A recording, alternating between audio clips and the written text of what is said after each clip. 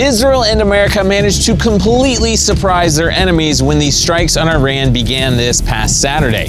Did you know that America also just started using 71-year-old bombers in their strikes on Iran? And why is contrary to what you might think. It's a clear sign of victory, not the opposite. In today's day and time, especially during a war, we are constantly bombarded and deluged with an overabundance of news. Some of it fake, some of it over-exaggerated, and much of it AI. And if you're willing to weed through the mess, sometimes you can find snippets of truth and figure out what the real stories are. Here at the Israel Guys, we are American Christian Zionists who are based in Israel, and since we're not a news channel and operate with a small boots-on-the-ground team, we do not have the capacity to report every piece of news in real time as it comes out. What we do have, however, is experience and firsthand perspective, as well as a knowledge that God is ultimately in control and His plan will prevail in the end. So today I thought I would share several newsworthy perspectives with you that you most likely are not going to find in the mainstream media. First, a quick personal update. During the first 2 days of the war, we spent much of our time in and out of the bomb shelters. The first night, my family slept in a friend's house that was better protected than ours. The second, in a bomb shelter in the nearby community. And the last 2 nights, thankfully, we did sleep in our own house, where we were only awakened a few times during the night and only had to run to the bomb shelter a small handful of times in the last few days.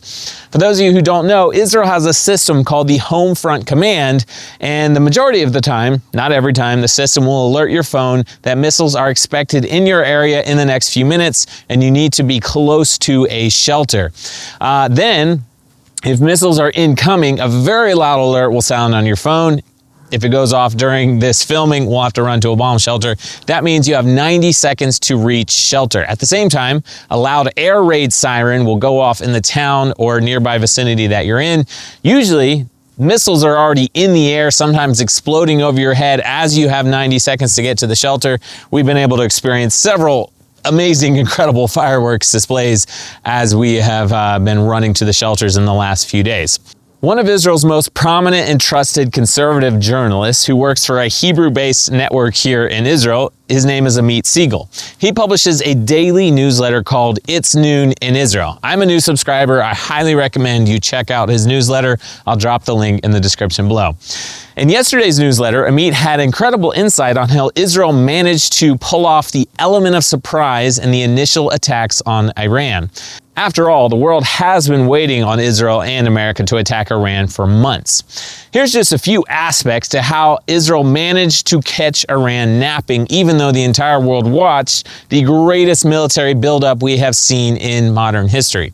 First off, we all know this by now, but President Trump is a master of unpredictability. He seems to relish the art of surprise and deception, and whatever he says publicly is impossible to be translated into the how and when of action.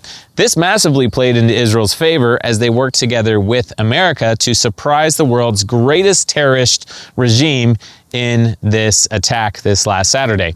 In the Middle East, Israel managed to hide their preparations as well. The famous IDF Central Command in Tel Aviv, it's where all of the top brass works out of. But just before the initial attacks, officers were instructed to avoid using their normal parking spots in Tel Aviv, and instead they had to find parking all over the city.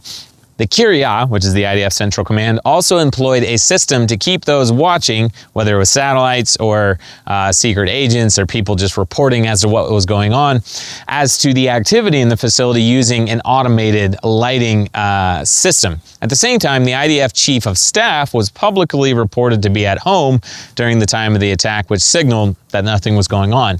Other reports in the media discuss how officers were instructed not to have food delivered to the Kiryat, but rather to meet their delivery drivers at designated spots. You guys have heard of the famous, pizza delivery scenario, even at the Pentagon in America, and how people can try to guess as to when significant events are about to happen based on that. Finally, you probably saw these satellite images that were leaked or released by a Chinese agency of the American F-22 fighter jets that were stationed at Israel's southern air base, which diverted the Iranians' attention to Israel's south while the real preparations for the attack went on elsewhere. Other reports in Israel suggest Israel worked very hard in other ways to hide the impending attack, including feeding fake narratives to journalists to hint at a breakdown of U.S.-Israel relations, which we've all seen before. And all in all, Israel, who have always been masters of deception, were able to work in partnership with President Trump and America to pull off a surprise attack that devastated Iran's defenses on day one and allowed an immediate advantage in the war. If you're seeing as many conflicting reports as I am, you may be wondering whether Iran is actually really losing and America and Israel winning in the war.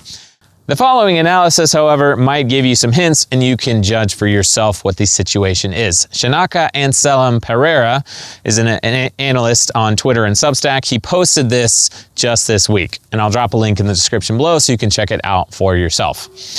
We are 5 days into this war, and the United States has just brought B-52 Stratofortress bombers into the picture. Now, at first, this might not seem significant, but stay with me. The fact that they are now using the B-52 bomber means that Iran's air defenses have been almost completely obliterated. I'll explain. On day one, the U.S. sent the B-2 stealth bombers to attack Iran. You know, these are some of the most sophisticated bombers in the world. America only has about 20 of them. These bombers are extremely expensive. They're only meant to be used when the utmost stealth is needed, and they were successful in the initial bombing runs, and reports suggest 160,000 pounds of bunker-busting ordnances were dropped on Iran's underground bunkers and defense facilities. On day 3 of the war, the U.S. sent in the B-1 supersonic bombers. These are airplanes that they're much faster than the B-2s, but they really don't have the same stealth capabilities. They're meant to be used when the enemy's defenses have been significantly weakened, but not completely destroyed. Finally, and this is the latest development, the United States has moved to using B-52s, an aircraft that goes in when all of the enemy's defenses have been obliterated. B-52s are old aircraft. They're slow and have zero stealth capability, but after 71 years in use by the American military, they're one of the most capable and effective airplanes in their fleet, and the U.S. plans to keep them in action until at least 2050. The United States has over 70 B-52s, and each one can carry 70,000 pounds of bombs, including bunker busters, cruise missiles, and they can even carry and fire nuclear weapons at long range. Using B-52s also has quadrupled the amount of munitions that can be dropped per aircraft, more than any other airplane in the United States military fleet. And entering the B-52 bombers on day 4 of the war signals several very important things. First, the United States is no longer concerned about stealth when getting close to Iran, a clear sign that they have complete air superiority. Second, following Trump and Netanyahu's statements in the last day or two that things were only about to intensify, America brought out their biggest bombers with the ability to send just about any bomb, missile, or munition that they want into Iran's defenses. Clearly, Iran is losing, and America and Israel are winning at this stage, at least in terms of conventional warfare. By the way, if you're still wondering whether or not Iran is losing, check out this update that I found just before I started filming today's episode. On day 1, Iran managed to fire around 350 ballistic missiles. Day 2, they fired 175. Day 3, 120. And on day 4, only 50 missiles. I can testify that this is true due to the diminishing number of times that me and my family have run to the bomb shelters yesterday and today so far. Guys, check out the source links for today's episode in the description below. If you'd like to support our work here in Israel, you can donate at theisraelguys.com or click the link below for the best and most accurate reports from Israel, especially during the war. Follow us on X or Twitter and join our Telegram group. Both of those links are in the description below. As always, subscribe and let me know what you think about today's show in the comment section below. Thanks for watching.